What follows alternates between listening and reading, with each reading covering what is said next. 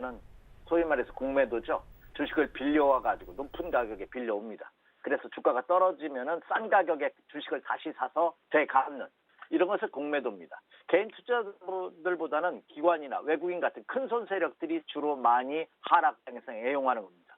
그래서 주식시장에서는 예전부터 이 공매도에 대한 논란이 계속해서 크게 증가되고 있는데 아직까지 뚜렷하게 그렇죠. 어떻게 할 것이다 하는 대책은 나오지 않은 그런 모습입니다. 그런데 이 공매도도 하나의 투자 전략이라고 본다면 이게 섣불리 금지하거나 폐지할 수는 없는 것이 또한 아픔입니다. 그래서 투자자분들께서 그 점을 꼭 염두에 두십시오 이렇게 말씀드립니다.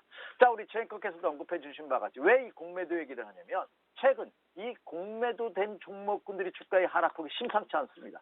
대표적으로 자, 제약과 바이오업체의 선두주자라 할 수 있는 이 셀트리온 삼형제인데요. 삼총사라고 하죠. 셀트리온 제약, 셀트리온 헬스케어 이 세 종목에 대한 공매도가 집중되면서 호재에도 불구하고 주가가 과하게 낙폭되는 이상 급락 현상을 보이고 있기 때문이 아닌가 생각이 됩니다.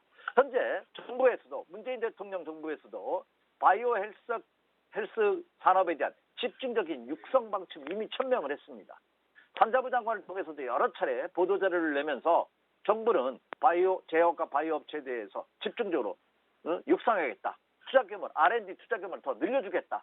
규제를 더 완화해주겠다는 말을 손잡고 해놓고 있습니다.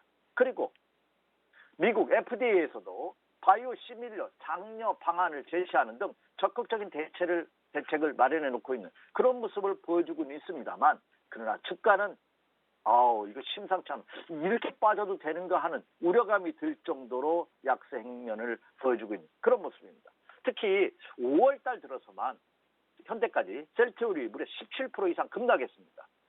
셀트리온 헬스케어는 무려 27%, 그리고 셀트리온 제약이 17% 이상 크게 하락하는 그런 모습이 나타나고 있다는 점입니다.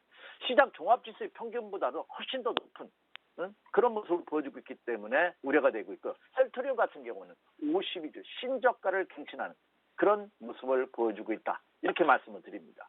그런데 많은 전문가들이 예상을 하면서 이렇게 하락할 이유는 없는데 과매도 구간이 아니냐.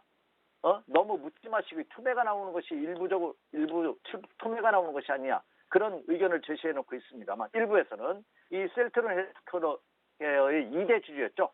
원 에쿼티 파트너가 블록딜을 통해서 주주에서 2대 주주에서 탈퇴를 했습니다.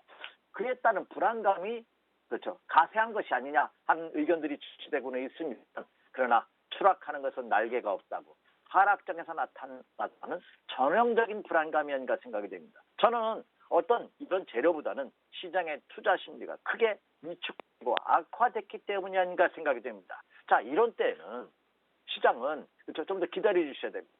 주가라는 건 참 어려운 것이 뭐냐면 많이 빠져서 과대 낙폭됐어요.